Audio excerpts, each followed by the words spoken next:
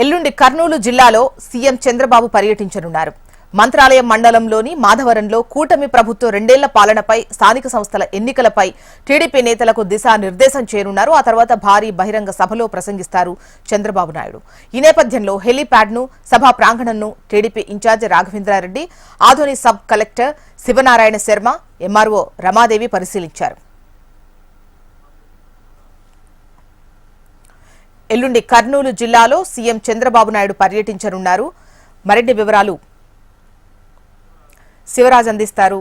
శివరాజ్, ఎల్లుండి కర్నూలులో సీఎం చంద్రబాబు నాయుడు పర్యటించబోతున్నట్టుగా తెలుస్తోంది. ఓవరాల్ స్కెడ్యూల్ ఎలా ఉంది? రేపు ఎల్లుండి సీఎం చంద్రబాబు కర్నూలు జిల్లాలో పర్యటిస్తున్నారు. రేపు ఉదయం 11 గంటలకు ఏదైతే పట్టుకొండ నియోజకవర్గానికి సీఎం చంద్రబాబు చేరుకుంటారు.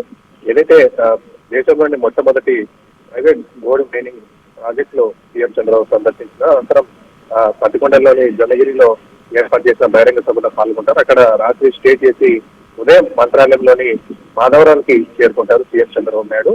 దీనికి సంబంధించి ఇప్పటికే స్థానిక అధికారులు కావచ్చు, టీడీపీ ఇన్ఛార్జ్ రాఘవేంద్ర రెడ్డి స్థల పరిశీలన లేదా సాయంత్రం చేయడం జరిగింది. సందర్భంలోనే కర్నూలు జిల్లా కలెక్టర్ అలాగే ఎస్పీ మంత్రాలయం నియోజకవర్గంలోని మాధవరం చేరుకుంటారు. అక్కడ హెలిప్యాడ్ కావచ్చు, కార్యకర్తలతో సమావేశం జరిగే సభా ప్రాంగణాన్ని సెలెక్ట్ చేయనున్నారు.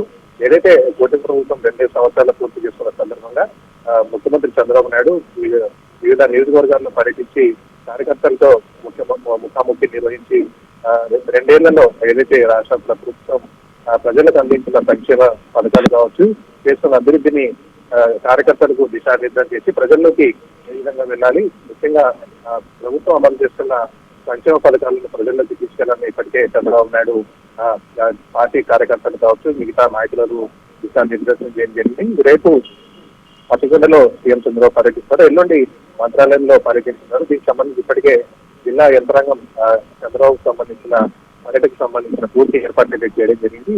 ఎల్లుండి మంత్రాలయానికి సంబంధించి సభ ఏర్పాట్ల మిగతా అన్ని ఏర్పాట్లను స్థానిక టీడీపీ ఇన్ఛార్జ్ రాఘవేంద్ర రెడ్డి అలాగే జిల్లా అధికారులు దగ్గరుండి ఏర్పాట్లు అయితే చేసే అవకాశం ఉంది.